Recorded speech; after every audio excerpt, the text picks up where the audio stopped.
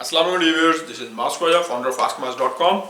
Viewers, आज हमारी video का टॉपिक है ISO 45005।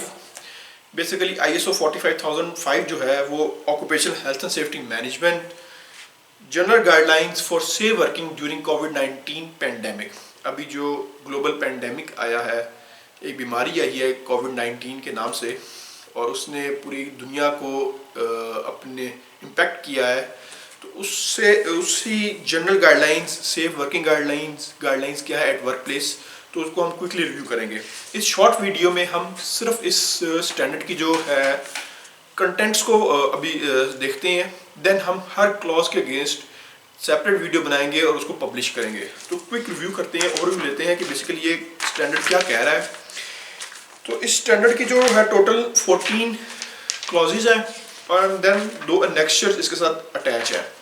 अगर मैं क्विकली इनके नाम लूँ तो हमेशा की तरह नंबर 1 क्लॉज होगी स्कोप, नंबर 2 जो है normative references, number 3 terms and definitions, number 4 जो है planning and assessment of risks, number 5 जो है सस्पेक्टेड और confirmed cases of covid, number 6 है psychological health and wellbeing, number 7 inclusivity, number 8 resources, number 9 communication, number 10 hygiene, number 11 use of personal protective equipment, masks and face covering, number 12 operations, number 13 performance evaluation, number 14 improvement, और जो 2 annexures के साथ attach है, annexure A है protective security considerations and annexure B जो है accessibility and inclusion considerations। तो एक क्विक रिव्यू लेते हैं बेसिकली क्या चीज़ है ये स्कोप, ये कहाँ कहाँ पे इम्प्लीमेंट हो सकता है स्टैंडर्ड।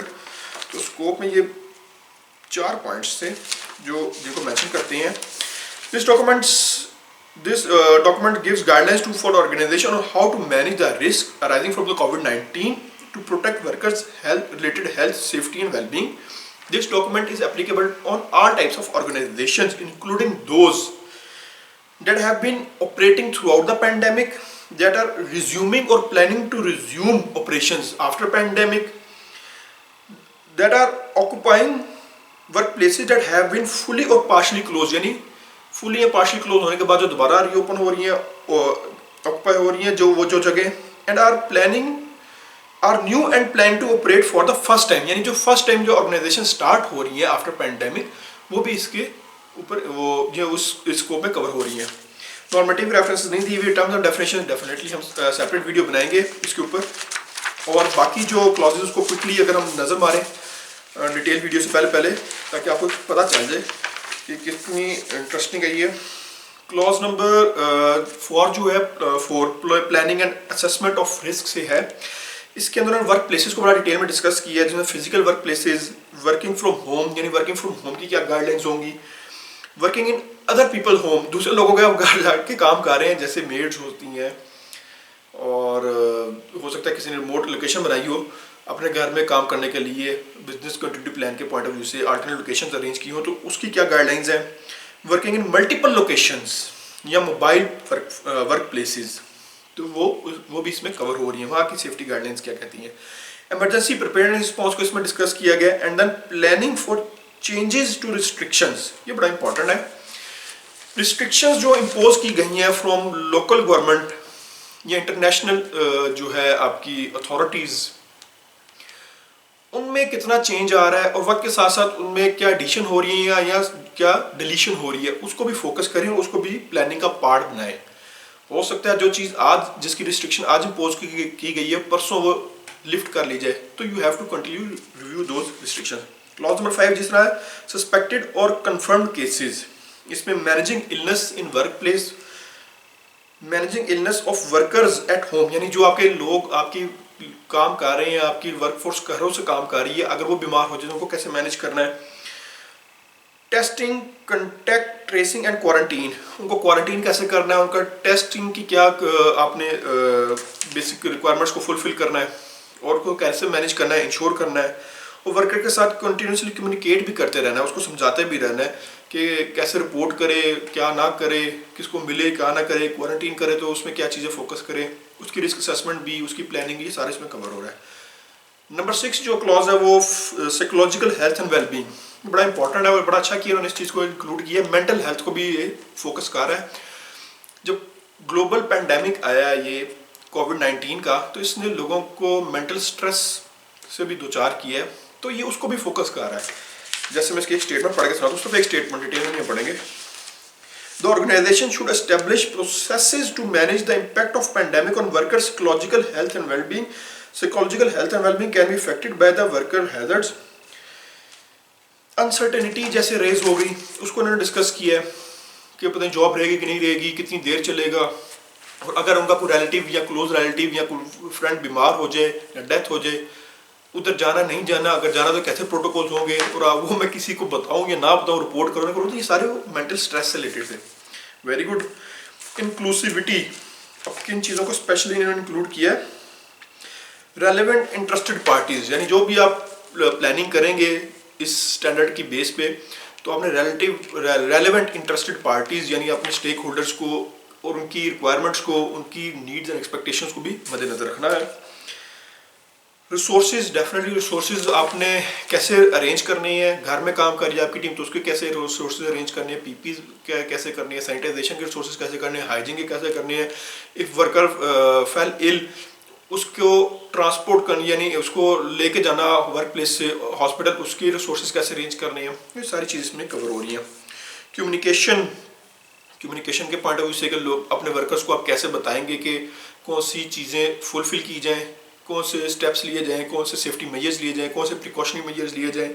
और दो लोग आपकी वर्क प्लेस पे आ रहे हैं आफ्टर पैंडेमिक और during the pandemic, first time आ रहे हैं या फिर रेगुलरली आ रहे हैं, विजिट कर रहे हैं, वो ट्रैवल कर कर आ रहे हैं, अदर सिटी से आ रहे हैं, तो उनको कम्युनिकेट करना अपने ये तमाम जो सेफ्टी प्रिकॉशंस हैं उनका फीडबैक है, सारा कुछ जो है क्लॉज नंबर 9 में है। हाइजीन को डिटेल में डिस्कस किया, क्लॉज नंबर 10 हाइजीन से रिलेटेड है।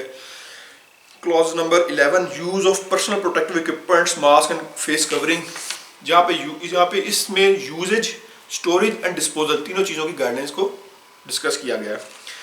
12 है ऑपरेशंस, ये सबसे डिटेल में, इसकी आगे 10 सब क्लॉजेज हैं, और जिसमें आप common work places, before entering and leaving the work place आपके क्या होना चाहिए protocols, use of common areas जैसे टॉयलेट्स होंगे, कैंटीन्स होंगी, मेस होंगे, मीटिंग रूम्स होंगे, विजिटर्स आ रहे हैं, गेस्ट आ रहे हैं, उनको कैसे अरेंज करना है, कैसे उनको डील करना है, और working and dealing with public, work related travel, ये सारी चीज़ में डिस्कस की गई है। क्लॉज नंबर 12 जो ऑपरेशन से है। क्लॉज नंबर 13 जो है परफॉर्मेंस इवैल्यूएशन, पीडीसीए साइकिल तो कंप्लीट ही नहीं हो सकता ना जब तक परफॉर्मेंस इवैल्यूएशन इंप्रूवमेंट की क्लॉज है। तो क्लॉज नंबर 13 जो है management review, monitoring, evaluation, third party audit भी लाजमी से कवर होगा क्योंकि उन्होंने अपना आईएसओ भी तो चलाना है। देन 14 इम्प्रूवमेंट से रिलेटेड, जैसे मैंने कहा था क्या क्या चीज़ें आप इम्प्रूव कर सकती हैं और क्या मज़ीद इसमें ज़रूरत है इसको बेहतर बनाने के लिए। नेक्स्ट ए जो है प्रोटेक्टिव सिक्योरिटी कंसिडरेशंस, हाँ जो जितने भी आप प्लानिंग करें आप सिक्योरिटी मेजर या सिक्योरिटी टीम जो है सिक्योरिटी कंसिडरेशंस को मद्देनजर रखें। सिक्योरिटी गार्ड जो है आपकी ऑर्गेनाइजेशन के, वो सबसे ज़्यादा इसको एक्सपोज होंगे बिकॉज उन्हें हर बंदे को मिलना भी है, उसकी तलाशी भी लेनी है, सर्चिंग भी करनी है, सैनिटाइजेशन भी करनी है, पता नहीं क्या कुछ करेंगे। एक सेंटेंस में पढ़ लेते हैं, normal protective security operations and practices should be taken into account when implementing COVID-19 related measures or work or controls concerned with and involve their security departments, concerned with security workers, take security into account throughout all revised risk assessment। तो security team की risk assessment आपने special करनी है और उनको भी जो है उनकी फीडबैक लाजमी लेना है बिकॉज वो सबसे ज़्यादा डायरेक्टली एक्सपोज हो रहे होंगे। जो भी वर्कर आएगा आपकी ऑर्गेनाइजेशन में सबसे पहले वो सिक्योरिटी के थ्रू पास डाउन होगा, अगर सर्चिंग होती है तो वो सारा कुछ क्रिटिकल हो सकता है। Protective security measure should not be removed, altered और reduced without undertaking a security risk assessment. हाँ, ये भी उन्होंने चीज़ को कंसिडरेशन में इसलिए मेंशन किया कि ये ना हो कि आप सिक्योरिटी का डिपार्टमेंट ख़त्म कर दें ये सोच के कि यार वो इससे कोविड फैलने का खतरा है, शुड नॉट बी रिमूव्ड।